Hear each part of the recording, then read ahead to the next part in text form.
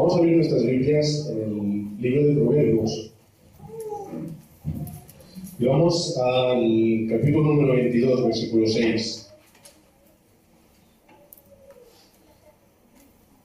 Proverbios 22, versículo 6.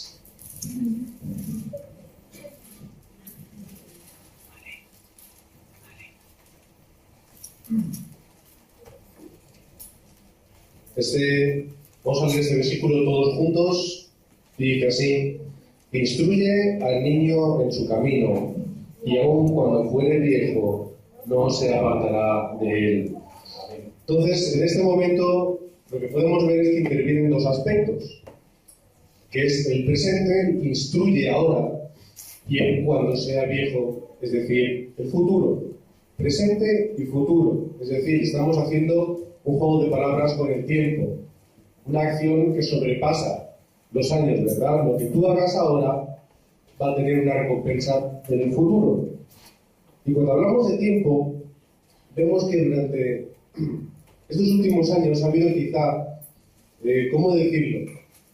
La ciencia siempre busca no solo cómo medir el tiempo, sino cómo sobrepasar ese mero entendimiento, ese mero pasar los segundos, minutos y horas, sino cómo podríamos incluso volver atrás en el tiempo, ¿verdad? Por ejemplo, como Einstein dijo, no, el tiempo es relativo, no es tan lineal como pensamos, ¿verdad? Y podemos ver muchas películas donde se busca ir al futuro o volver al pasado, ¿no? Muchos libros, mucha ciencia ficción, pero es una ciencia ficción que oculta un verdadero sentir en la ciencia, en la persona. ¿Y cuál es? Si yo pudiese volver al pasado, ¿qué cambiaría? Es una pregunta muy común, ¿verdad? Nos hemos hecho todos. Ay, tenía que haber. ¿Y si hubiera podido? Y eso es de forma personal, de forma un poquito más grande, ¿no? Los que, por ejemplo, nos gusta la historia, leemos, nos interesamos y vemos aquellas grandes situaciones que han ocurrido, grandes problemas, guerras, etcétera, etcétera. Y pensamos, si esto se hubiera hecho de otra forma, fíjate lo que nos hubiéramos ahorrado, ¿verdad? Hay una frase muy, muy famosa ya que es que la historia hay que estudiarla para no volver a repetirla. Pero como el ser humano es el único animal que siempre tropieza con la misma piedra, pues volveremos a caer, ¿no? Y aquí siempre en las películas dicen, no se puede cambiar el futuro, no se puede cambiar el tiempo. Lo que ocurre, lo que ha ocurrido, lo que ocurrirá, no se puede cambiar. Por lo tanto, ir al pasado e intentar cambiarlo es imposible. Y otras películas sí que, sin embargo, hacen ese juego, ¿no? Ir al pasado, cambiar algo y todo el curso de la historia ha cambiado. Ese es el sentir de las personas. Cuán importante es el pasado. Siempre lo hemos dicho, ¿verdad? El pasado determina la vida de una persona. Determina quién somos. Nuestro pasado determina quién somos ahora. Por ejemplo, nuestros hábitos, lo que nos han enseñado a hacer, lo que nosotros hemos ido aprendiendo. Vemos esos hábitos, a veces buenos y a veces malos, ¿verdad? Costumbres familiares, culturales, en nuestro país, ¿verdad? Por ejemplo, ahora estamos en España. Una de las costumbres más famosas de España, ¿cuál es? La siesta. Es una costumbre, hay que echarse una siesta, ¿verdad? Y en otros países no se da, es una costumbre, ¿verdad? España es de los países que más fiestas tienen. Unas costumbres sociales, culturales o familiares. Hay familias que tienen la costumbre de reunirse una fecha importante o hacer una actividad en concreto. ¿Por qué? Porque es una costumbre familiar, ¿verdad? Y también el pasado, ¿qué nos trae? Heridas, inseguridades, traumas, miedos. Algo que me ha pasado en el pasado y ahora tengo miedo a ello. Yo que tengo perro, a veces saco al perro, hay gente que le tiene miedo. No, es que una vez, cuando era pequeña, me mordió y ahora tengo miedo. Traumas del pasado, ¿verdad? Cosas que incluso no nos acordamos, que vivimos y que experimentamos y que ahora nos dan miedo o nos crean un rechazo. O tenemos esos prejuicios, ¿verdad? Y a veces no entendemos por qué. Entonces, todo viene del pasado. Y este proverbio es muy importante. Por ejemplo, una persona en el siglo XVII, un escritor francés, dijo una frase esa frase es: los niños no tienen pasado ni futuro. Y yo no estoy tan de acuerdo, porque un niño no tenga mucha historia personal, pero sí que tiene una historia heredada, sí que tiene mucho heredado, ¿verdad? Incluso dice, no tienen ni pasado ni futuro. Futuro lo tienen todo, ¿verdad? Y continúa diciendo este escritor francés del siglo XVII, por eso gozan del presente, cosa rara vez que nos ocurre a nosotros. ¿Ves cuán importante es vivir el presente? Muchas veces estamos tan enfrascados en el pasado, en lo que nos ha pasado, lo que hemos vivido, lo que hemos sido. A veces los que, por ejemplo, gente que ha hecho algo muy importante, cuando pasan los años, lo siguen recordando. ¿Por qué? Porque es aquello que tan grande les hizo, ¿verdad? Y el presente, bueno, da igual, el futuro da igual. No, pero yo fui, yo hice, yo era, yo conseguí, ¿verdad? Entonces vamos a ir a la Biblia y vamos a ver aspectos del pasado que fueron importantes luego en el presente y en el futuro. Por ejemplo, José. José, ¿a cuántos problemas se tuvo que enfrentar? Se tuvo que enfrentar primeramente a la incomprensión de sus hermanos, incluso de sus familiares. No solo incomprensión, sino que fue ira, fue odio, lo que les llevó a coger, tirarle en un foso y venderle a unos comerciantes. Fue vendido como esclavo. Su posición, incluso su mismo nombre, todo lo que importaba en esa persona, murió. Era un esclavo, no valía nada. No importaba quién fue en un tiempo atrás, quién era, qué es lo que hubiera tenido. No importaba, ahora era un esclavo. Era simplemente dueño de su amo. ¿Qué ocurrió? Fue vendido. ¿A quién fue vendido? A Potifar, ¿verdad? Decía que era general, una persona muy importante, muy alta en el gobierno. Y en ese momento es lo que podemos ver que después la mujer de Potifar le hizo aquel juego, ¿verdad? Por su mentira, él acabó en la cárcel. Es decir, de esclavo, ahora también estaría en la cárcel. Y en la cárcel conoció esas dos personas cercanas al rey, al faraón, se dice, ¿no? Al faraón. ¿Y qué pasa cuando les descifra esos sueños? Le dice, ay, cuando vaya con el faraón yo le voy a hablar de ti, porque eres una persona muy importante, una persona especial, le voy a hablar de ti. ¿Cuántos años pasaron hasta que finalmente José, esperando en la cárcel, al final, mira, sí que es cierto, le habló del faraón de mí y ahora ya sí que puedo cambiar un poco mi situación, ¿verdad? ¿Cuántos problemas, cuántas pruebas importantes? Incluso al final, la última prueba, cuando se encuentra con sus hermanos, ¿qué es lo que él hizo? Él era una persona que tenía rencor, tenía ira, odio hacia ellos. Pudo ir y decir, mira, vosotros me vendisteis y ahora yo que soy gobernador, os vais a enterar. Os voy a hacer por lo menos lo mínimo, lo mismo que me hicisteis. No hizo eso, no pensó en venganza. Él comprendió, él pudo comprender cuál era el problema de la persona. Él pudo transformar eso en amor. Y el amor pudo transformarlo en una buena acción, en una bendición, no solo para sus hermanos, sino luego para todo el pueblo de Israel que de ahí partía, ¿verdad? Ese fue el pasado, ¿verdad? Y José pudo encontrar grandes bendiciones. ¿Qué grandes bendiciones encontró? Primero, era un niño, sí que es cierto, no como decía el escritor francés, él tenía mucho heredado. ¿Y su padre qué es lo que hizo? Le dio el pacto. El pacto que Dios le dio a Adán, que le dio a Abraham, a su hijo Isaac y luego su hijo Jacob, finalmente se lo dio a su hijo José.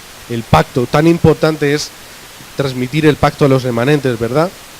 Y él con ese pacto es lo que determinó todos los problemas, cambiarlos por bendiciones. Por ejemplo, en la casa de Potifar era un esclavo, es cierto, era un esclavo, era un mandado, él hacía lo que se le pedía. Pero ¿qué es lo que pasaba? Como Dios estaba con José, él pudo llegar.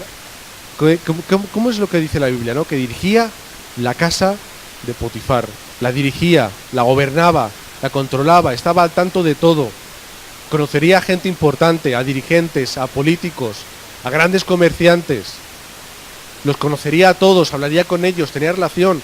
Por lo tanto, en ese tiempo, pudo aprender de la élite de Egipto. Aprendería cómo gobernar, aprendería cómo desenvolverse, aprendería cómo dirigir un país. Y no importa porque estuviese en la cárcel, él seguramente en ese tiempo de la cárcel, que igualmente dice la Biblia, que era quien dirigía, quien gobernaba. ¿Por qué? Porque había algo especial en él. Él seguramente pudiese aprender leyes, pudiese aprender por qué la gente iba a la cárcel, por qué la gente se libraba, qué es lo que habían hecho, qué es lo que no habían hecho. Podía incluso haber conocido a abogados, entre comillas, a personas que conocían la ley. Él pudo estar en contacto con las personas más altas y con las personas más bajas, más pobres, más desfavorecidas. Le dio una imagen muy panorámica, muy grande de la sociedad, ¿verdad? Y finalmente, ¿qué es lo que ocurrió? Simplemente supo descifrar un par de sueños. Es algo que él tenía, es algo que él era grande por ello, era una gran habilidad, un gran talento. Era algo tan sencillo como recibir la guía de Dios. Ay, pues Dios me dice esto, pues yo veo porque Dios me dice esto. Simplemente eso, simplemente recibiendo la guía de Dios, porque Dios estaba con él. Él había entendido el pacto y sabía que lo más importante era estar con Dios. Hoy en día diríamos, no como dice Pablo cantidad de veces, estar en Cristo.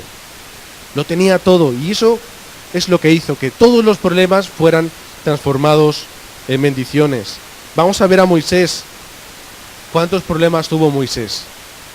¿Cuántos problemas? Ya justo al nacer no tenía culpa de nada. Desde bebé y ya lo querían matar.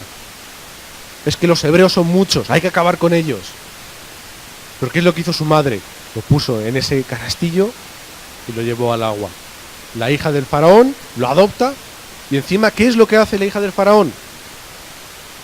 Escoge a una hebrea para que le cuide, para que la amamante. ¿Y quién era? Era su madre. ¿Cuántas hebreas podría haber? ¿Cuántas mujeres habría?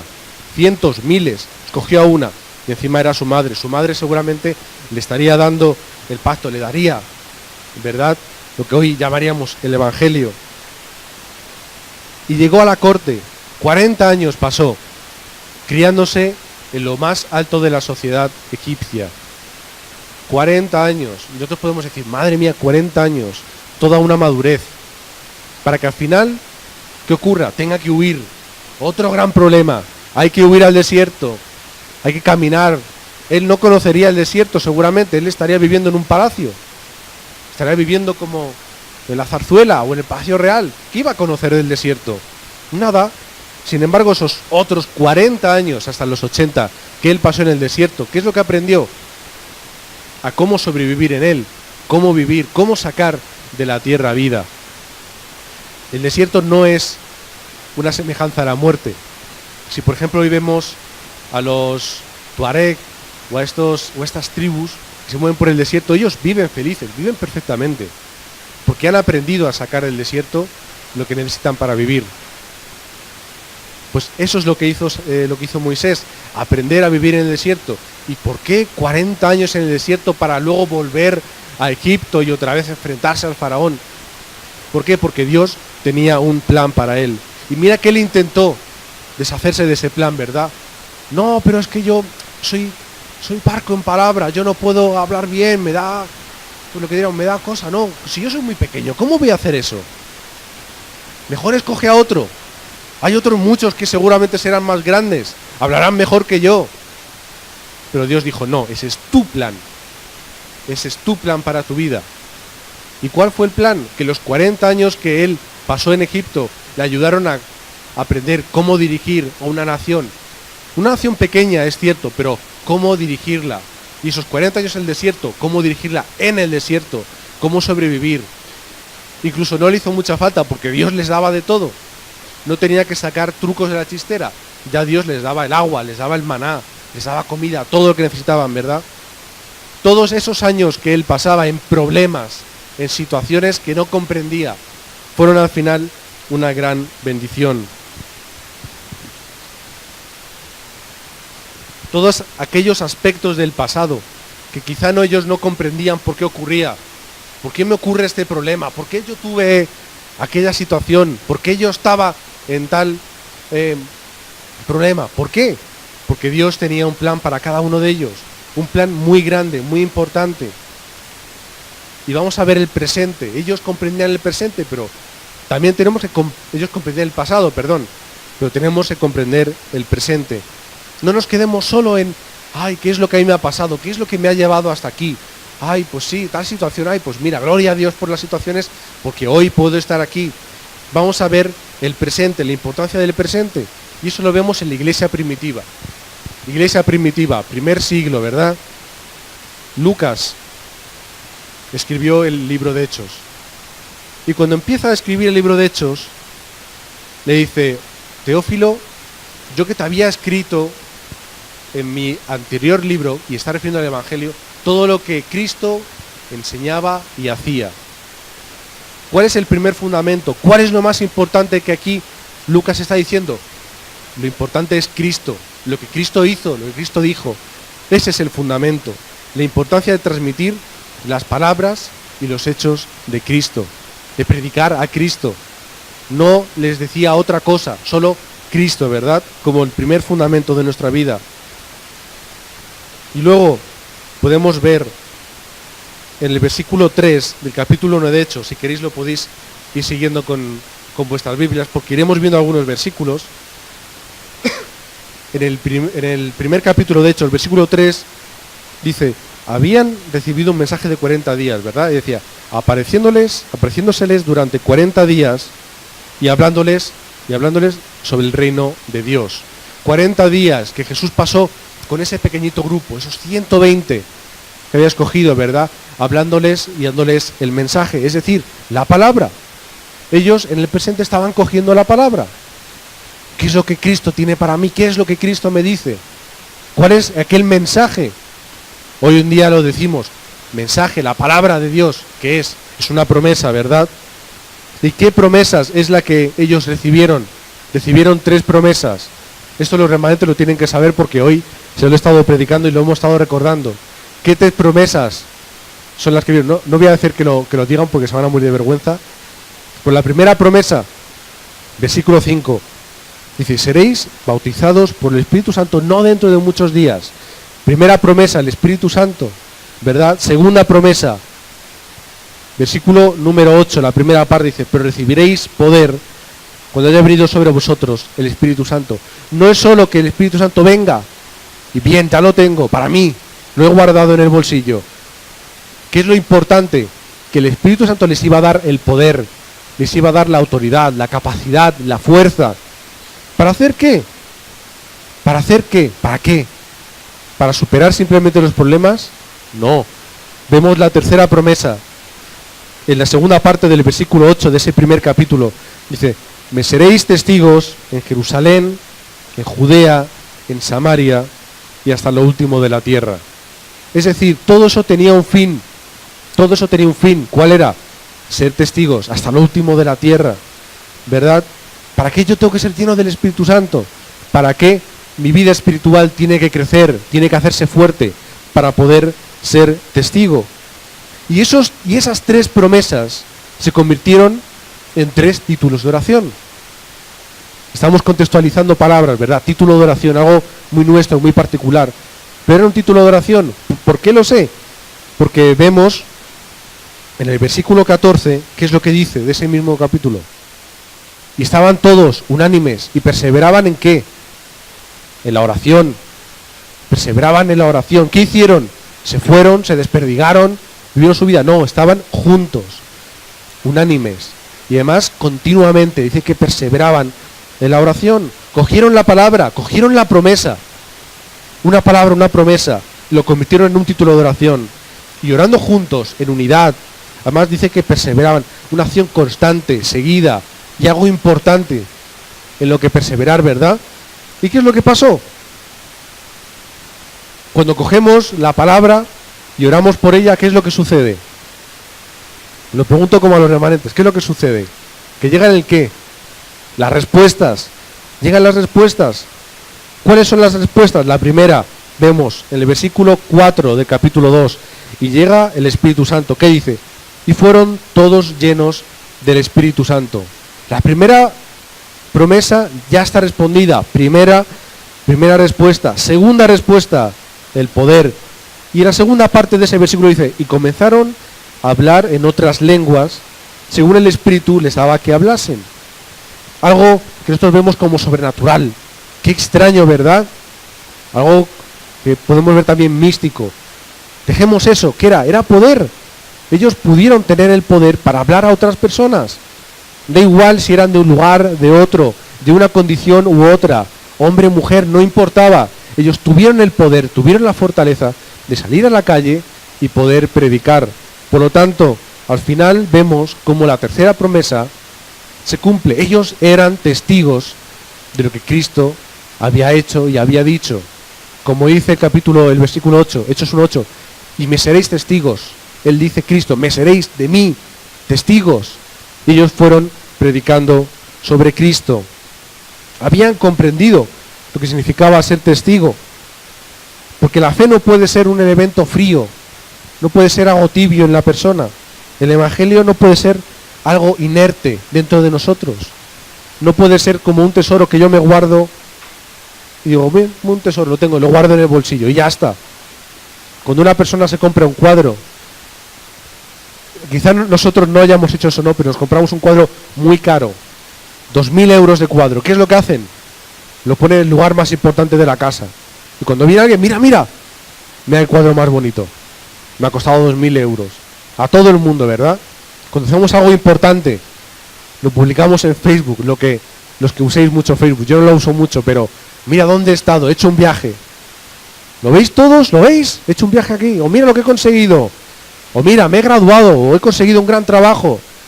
Pero el Evangelio, ¿qué es lo que pasa? Lo guardamos. Pero para mí solo. No se lo digo a nadie porque a ver si me lo van a quitar. ¿Verdad? Ellos comprendían que ese gran tesoro, ese gran diamante, esa joya tan importante, la tenían que enseñar, la tenían que compartir, la tenían incluso que regalar a otros, ¿verdad? Ellos realmente comprendieron lo que era ser testigo. Además, el evangelismo tenía que ser cristocéntrico.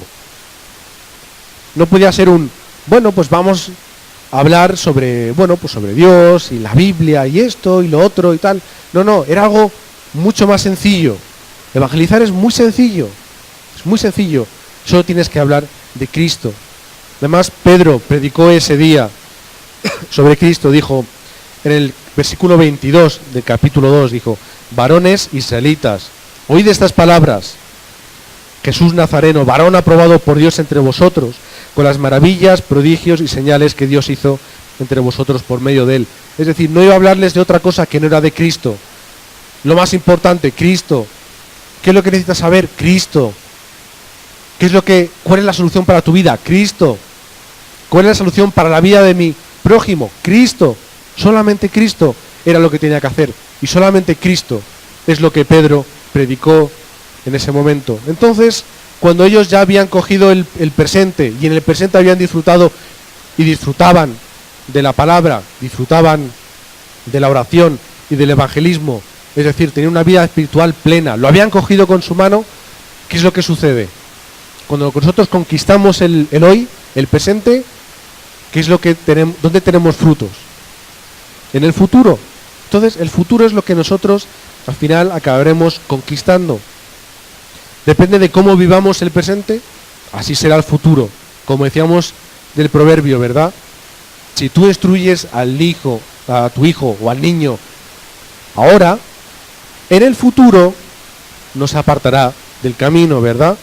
Por lo tanto, las grandes respuestas que ellos habían obtenido, la llegada del Espíritu Santo, recordamos, el poder que ellos habían recibido, y la gran respuesta, versículo 41 de ese capítulo 2, ¿qué es lo que dice?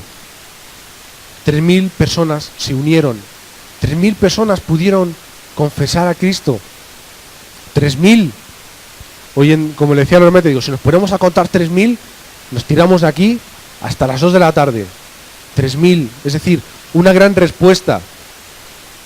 Quizá nosotros no podamos ver esas grandes respuestas. 3.000 personas. No importa cuál sea el número o el tamaño o la posición, no importa. Lo importante es que estemos disfrutando de estas respuestas. Si conseguimos obtener esos hábitos espirituales del testigo, como hemos visto de la iglesia primitiva, vamos a disfrutar también de las bendiciones del testigo. En este lado vamos a leer en la versión de la palabra, porque me gusta cómo lo expresa. En el versículo 42 dice: todos se mantenían constantes a la hora de escuchar la enseñanza de los apóstoles, la palabra, de compartir lo que tenían, de partir el pan y de participar en las oraciones. Todos los días, juntos, palabra y oración.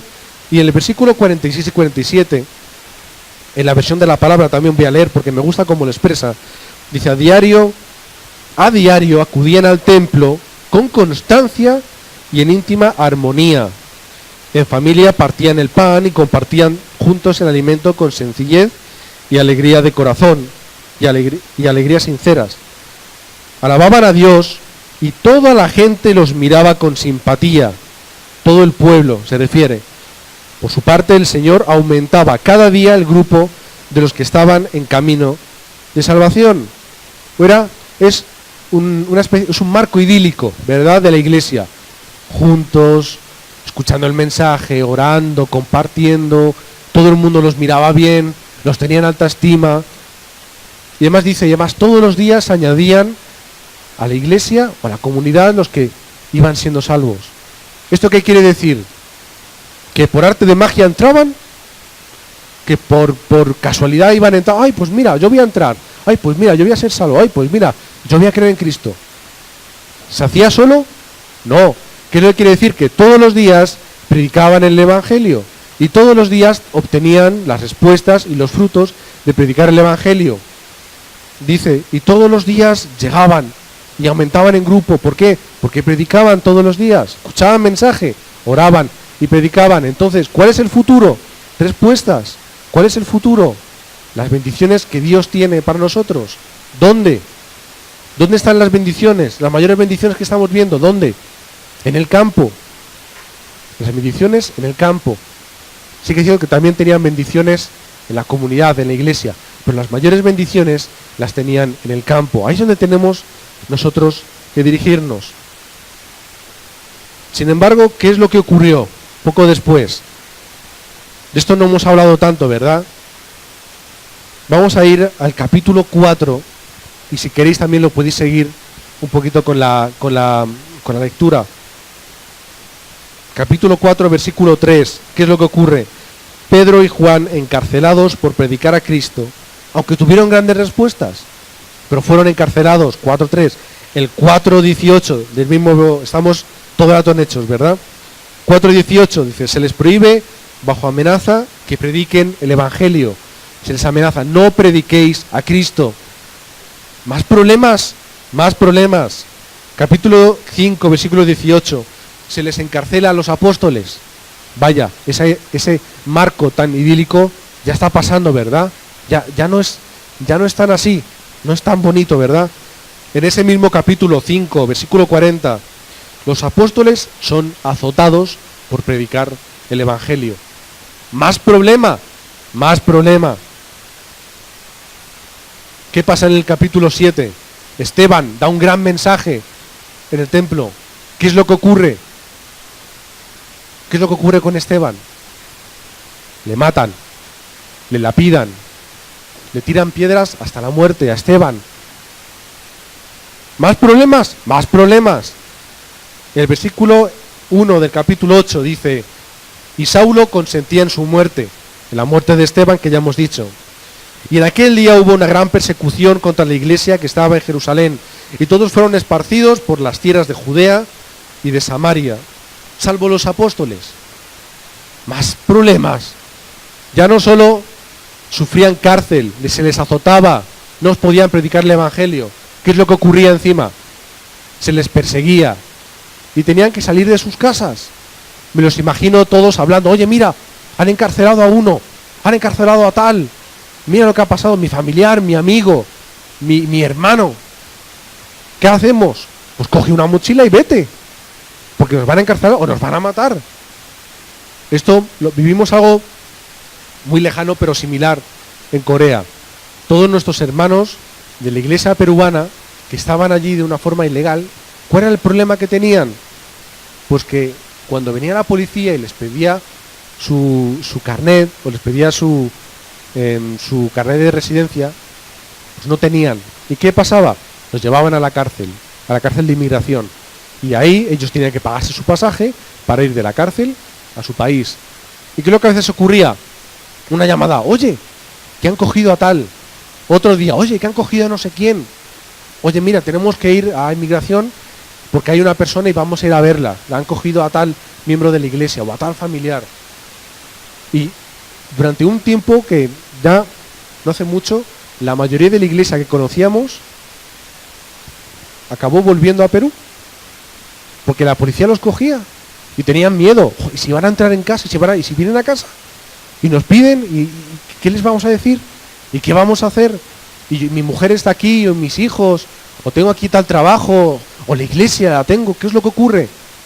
No importa, ¿por qué? Porque eso que parecía un gran problema, cuando ellos volvieron a su país, se convirtieron en grandes obreros, y los que fueron como inmigrantes simplemente para conseguir trabajo y dinero, se convirtieron en grandes evangelistas, en grandes apóstoles, grandes enviados a su tierra.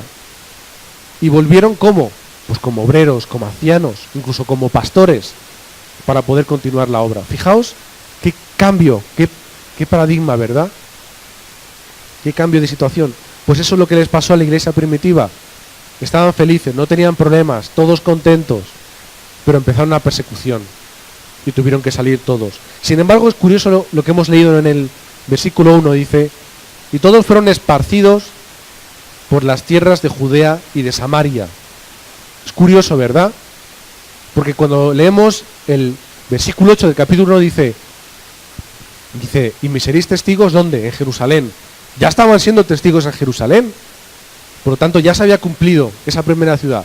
Quedaban 2. Y ahora el texto seguía, y en Judea y en Samaria, ¿verdad? Dice el versículo 8 del capítulo 1. Es que leemos que iban esparcidos justo también por las ciudades de Judea y de Samaria. ¿Y qué es lo que ocurre cuando ellos llegan a esas ciudades? En el versículo 4 dice, pero todos fueron esparcidos y además dice, y predicaban el Evangelio. Hacia donde iban, predicaban. Es decir, las promesas de Jerusalén, Judea y Samaria ya se estaban cumpliendo. En la misma Biblia, en el mismo libro, ya se están cumpliendo esas promesas. No tenemos que irnos muy lejos, no tenemos que irnos ahora para ver promesas cumplidas. Ahí mismo ya se estaban cumpliendo. Sí, pero una persecución. ¿Qué importa? Se estaba cumpliendo el plan de Dios. Estaban siendo guiados y estaban siendo, la verdad es que, protagonistas de la obra y podían ver esas evidencias. Entonces, cuando nosotros somos guiados y seguimos el plan de Dios, vemos las evidencias y cogemos los frutos, entonces, ¿hay problemas o no hay problemas? ¿Para ellos era un problema o no era un problema? ¿Tenían que estar tristes o no tenían que estar tristes? ¿Era un drama o no era un drama? No lo era. ¿Por qué? Porque estaban siguiendo el plan de Dios. Estaban viendo aún las evidencias en medio de los problemas, ¿verdad? Y además, curioso, ¿quién asolaba la iglesia? Decía, y Saulo asolaba la iglesia. Y además, ¿quién es Saulo? Es Pablo. Es Pablo. Es en su nombre griego. Nosotros lo tenemos como Pablo. Era Pablo mismo, que luego se convirtió en el mayor evangelista de la historia, seguramente, ¿verdad? Qué curioso. Y el mayor ejemplo que Lucas nos deja en el libro de Hechos de este suceso es con Felipe. Tenemos que leer el capítulo 8, porque es muy importante, cómo de estar perseguidos, de tener grandes problemas, y a Felipe, un diácono de la iglesia, un diácono. No era un gran obrero, como se le podía haber dicho, un gran evangelista, un líder, como serían los 12 de aquella iglesia. No era tan importante como Pedro o Juan, que eran los principales. Era un diácono de la iglesia, como también Esteban lo fue. ¿Y qué es lo que hizo? Él fue a Samaria, pisó tierra por la cual un judío jamás pisaría. Ni siquiera pisaría, imaginaos, encima dar el evangelio y darle algo tan preciado a un samaritano. Pues él rompió con todas sus barreras, todos sus esquemas y prejuicios culturales. y fue a predicarles el Evangelio y obtuvo una gran respuesta en aquel lugar. Una respuesta tan grande que incluso Pedro y Juan tuvieron que ir a verla. No se la creerían seguramente. ¿Cómo que los samaritanos van a tener tan grandes respuestas? Y fueron a verlo. Era tan importante que tuvieron que ir Pedro y Juan, las dos cabezas, a ver si era verdad o a ver qué es lo que estaba pasando. Y efectivamente, Felipe, un diácono perseguido, simplemente cogiendo el pacto y cogiendo la promesa de que tenía que ser testigo, tuvo grandes respuestas en aquel lugar. El evangelismo personal que él tuvo. Vimos el evangelismo, por así decirlo, unido de la iglesia. Toda la iglesia unida a evangelizar. Todos vamos a la calle a dar el evangelio. Felipe, ¿qué hizo? Me da igual, pues yo solo. Ese evangelismo personal y el evangelismo unido. Lo podíamos llamar así, lo podíamos llamar eclesial, de la iglesia, ¿verdad? Y después, ¿qué es lo que ocurre con Felipe en ese capítulo 8? Pues que recibe la guía, simplemente recibiendo la guía. Oye, tienes que ir a tal camino y te vas a encontrar con una persona muy importante, con el eunuco, que era una persona muy cercana a la reina de Etiopía, ¿verdad? ¿Y qué es lo que pasó? Se acercó y le dijo, ¿qué estás leyendo? Dijo, bueno, pues estoy aquí está leyendo una porción de Isaías, y la Biblia dice, y desde aquel punto le explicó el Evangelio. Tan sencillo, tan fácil como explicar el Evangelio, como hablarle de Cristo, y ahí mismo pudo ver las evidencias otra vez de ser testigo. Por lo tanto, como les decía a los remanentes, no importan los problemas. A José no le importaba dónde estuviera, porque estaba con Dios. Moisés, todo lo que él había pasado lo pudo comprender que era por una razón, a pesar de los problemas que tuvo. Y la iglesia primitiva igual. Cogió el pacto hoy, cogió el presente, tomó el hoy y pudo tener las evidencias del futuro. Las evidencias, bueno, en medio de problemas, sí, los cristianos también tenemos problemas. No vivimos en el mundo de Yupi, ¿no? Como decimos. No vivimos ahí, vivimos en un mundo con problemas, con situaciones, pero depende cómo nosotros nos lo tomamos, es que son problemas o respuestas, ¿verdad? El pasado son heridas. Muchas veces nos quedamos en las heridas del pasado, ¿verdad? Ay, es que mira lo que me dijo, mira lo que a mí una vez me ha dicho, o mira lo que yo sufrí, tal, mira mi herida, ahí la tengo. Es como un galón, ¿verdad? Pero, ¿qué es lo que Cristo dijo en la cruz? Consumado es. Ya todo eso ha pasado. No importa lo que antes había ocurrido. ¿Qué es lo que importa? Que tú ahora estás dentro del pacto, ¿verdad? Y poder transformar el pasado en una plataforma para todo aquello que he escuchado, visto, vivido u oído, ya no importe. ¿Qué es lo que importa? Que yo estoy siendo un testigo de Cristo. Y el presente, vivir en unidad, lo hemos leído una y otra vez. Y estaban juntos unánimes orando. Y estaban juntos unánimes compartiendo el pan, escuchando el mensaje, en oración, etcétera, etcétera. Juntos y unánimes.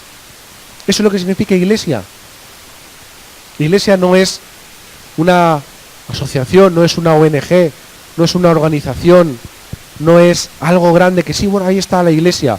O una iglesia local. Ay, pues sí, mira, es un localcito donde la gente se reúne. Eso es una iglesia. ¿Qué es lo que la palabra iglesia quiere decir? Cuando vemos esta palabra en griego, está partida en dos. En la partícula ek y la partícula klesia. Klesica, ¿qué significa? Viene de kaleo, de llamado. Y ek significa fuera. Y la traducción que se le da es los llamados fuera, hacia afuera. Sí, somos llamados para estar juntos, pero ¿para ir dónde? Fuera. No para quedarnos y para disfrutar solamente juntos, que hay que hacerlo. Ahí está la palabra de koinonía, también en griego, de compartir, de estar juntos. No. Llamados fuera, a ser testigos de Cristo, ¿verdad? Y eso es iglesia, que es unidad, ¿verdad? Y hay una palabra que me gusta mucho, que es sinergia, que es la sinergia. Por ejemplo, cuando esta palabra la escuchamos en biología, ¿qué es? Es esa acción conjunta de varios órganos para realizar una acción. Una forma muy resumida. ¿Qué quiere decir?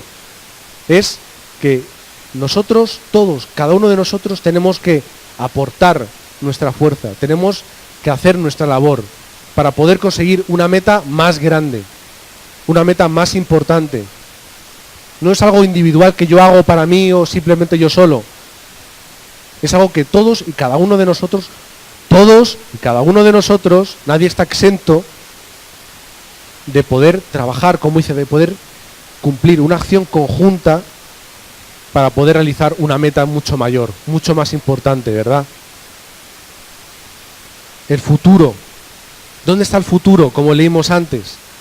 El futuro en los remanentes, ¿verdad? Cuán importantes son que crezcan disfrutando de Cristo. Que puedan superar así todos los problemas, todas las situaciones que quizá nosotros o quizá las personas más mayores no han podido superar, no han podido soportar, que se han quedado ahí heridos o con problemas. Que los remanentes, creciendo en el Evangelio, puedan superar todo aquello, ¿verdad? Y que tengan las respuestas y las evidencias de la iglesia primitiva, de forma fácil, de forma natural, ¿verdad? Hay muchos proverbios y muchos dichos sobre los niños y la educación de los niños, ¿verdad? El Talmud, ¿qué es lo que dice? El futuro del mundo pende del aliento de los niños que van a la escuela. ¿Qué nos enseña? Que es cierto, es muy importante que los niños sean bien educados, sobre todo bien educados dentro del Evangelio, ¿verdad? Por ejemplo, JFK, John Fitzgerald Kennedy, ¿qué dijo? Los niños son el recurso más importante del mundo y la mejor esperanza para el futuro. También le compro esta frase, ¿verdad? La importancia, es decir, el mundo conoce esto, lo conoce el mundo, lo sabe, no es algo propio nuestro. La gente sabe lo importante que son los niños, ¿verdad? Incluso hay un proverbio africano que dice, para educar a un niño es necesaria toda la tribu. Y que José Antonio Marina, un gran pedagogo, lo ha dicho muchas veces. ¿Qué es lo que quiere decir? Esto no nace simplemente de un proverbio africano, eso también está dentro del Antiguo Testamento. La importancia de toda la comunidad para poder levantar a un remanente. Cuando presentamos aquí a un bebé, no es simplemente para decir, hola, esta es Irene, o mira, o esta es Samantha. No es simplemente un hola, aquí hay un bebé nuevo, sino mira, este gran remanente es lo que todos juntos tenemos que levantar. Y todos tenemos esa gran labor, tenemos esa responsabilidad de ayudar a los remanentes a levantarse. Y finalmente nos vamos a quedar con dos textos bíblicos. Vamos a ir a Deuteronomio 6, del 4 al 7. Capítulo 6 de Deuteronomio, versículos del 4 al 7. Y vamos a leer todos juntos. Deuteronomio 6, versículos del 4 al 7. Todos juntos vamos a leer, dice así. Oye Israel, Jehová nuestro Dios, Jehová uno es.